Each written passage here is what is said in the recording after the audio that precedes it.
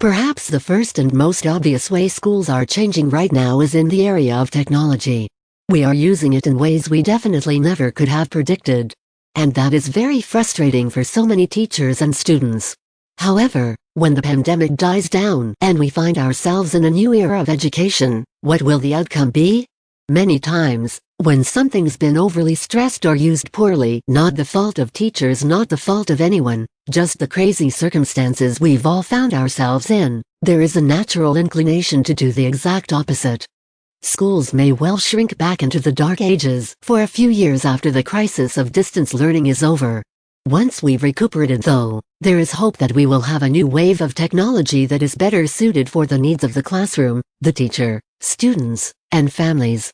Necessity, after all, is said to be the mother of invention, and necessity is something we currently have in droves. There is also a possibility that many students who have found distance learning more to their tastes, because pajamas and sleeping in are awesome, but so is avoiding the anxieties many face with social stressors of attending school, will stay in that learning lane. Virtual learning schools were quickly gaining in popularity before the pandemic and may very well continue their growth long after. It's a good solution for some families, and there are the few who do much better in that environment without all the distractions of school. A few years ago, though, 2013, a guy named David Thornburg, who is considered an educational futurist, wrote a book called From the Campfire to the Holodeck, Creating Engaging and Powerful 21st Century Learning Environments. In this book, he embraces what many schools are now discovering: the usage of spaces and technology to revamp learning. His thoughts were that part of the reason our technology usage has been so unsuccessful is because we're trying to use it for the same type of delivery of instruction rather than using technology as a springboard to change how we are teaching. There are so many other ways to use technology, and we often only use it to record ourselves lecturing, which is frankly just the same old thing we've always been doing. His suggestion is to use it for exploration, to pose questions for students to research, and to inspire curiosity. In other words, the point of technology in the classroom should not be to further make lessons that are still centered on the teacher and his or her knowledge of a subject. Rather, it is a tool for students to use to discover answers and information independently. So, if students are teaching themselves, some may argue, what is the point of teaching? The point of teaching is threefold. 1. To ask the right questions that lead students toward discovery. 2.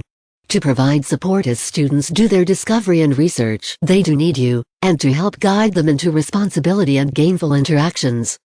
Technology, it should also be pointed out, is not used just for the sake of checking a technology requirement from a list of things to do. It needs to be organic and grow from a need for information, or tools that cannot be found elsewhere. It's also not viewed as a toy or something to keep students occupied. An example of a school leading the way in this arena would be Warana Park Primary in Melbourne, Australia. A large part of the success at Warana Park is due to the work of one man, Kieran Nolan. Kieran is an educational technologist. His goal, and one of the goals of Warana Park Primary, involves giving students access to as many different types of technology as possible, whether that be in the form of robots, Minecraft, Bitcoin, drones, androids, makerspace equipment, and blockchain. One notable difference for this school is that during the pandemic, whereas schools in the US have been fairly adamant about picking one LMS, or learning management system, Google Classrooms, Seesaw, Blackboard, etc. Nolan and Warana Park have chosen to introduce all the LMSs and let students decide which one works best for them. Keep in mind, this is a primary school, so their students are elementary aged. In fact, Nolan is part of a group called RocketShoes.io that is creating a new system that is student-friendly and can help them compile all their information from a variety of LM systems. Students at Warana also attend a sort of school in the clouds and work together in a Minecraft virtual world with other kids internationally. The difference between schools that embrace technology and those who don't is an overall broader view of acceptable technology. There is no space, virtually or physically, in which Warana restricts its students. They are taught safety from day one, they are taught how to use everything, and they are given the freedom to explore. The mentality is completely different. In order to be technologically reformed, education is going to have to start embracing all that is technology. It's not about ticking off the technology requirements on your list of things to do in your yearly evaluation. It's about using it as a tool in practical, everyday, real-life situations. One way Warana students do this is by taking jobs to earn Bitcoin for things they'd like. For example, new makerspace materials could be bought through these channels.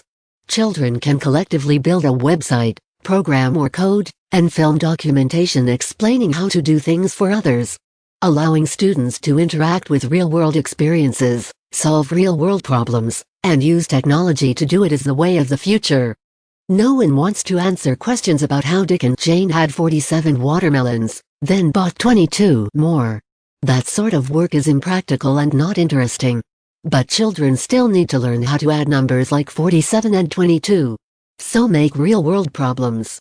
Have them research what they want for Christmas or a birthday gift, imagining they each have $100. Ask them to add up the things they want, subtract the total from their budget and keep a spreadsheet for recording sales or price changes. The content of what we teach will stay the same. We will always need to teach children the mechanics of addition and subtraction, how letters are formed, and why the sky is blue. But if we give them a small taste of why, just enough to make them curious, then give them all the tools they need to find the answers themselves, they will own that knowledge rather than borrowing it long enough to take a test and give it back. We are training children for a world that does not yet exist. There are things that we cannot teach them that they will need to know. The only responsible thing to do at this point is to teach them how to solve problems, find information, and satisfy their curiosity for knowledge on their own. The classroom is not about us. It doesn't need to revolve around the educator. It is time to relinquish that control and allow students to learn in new ways.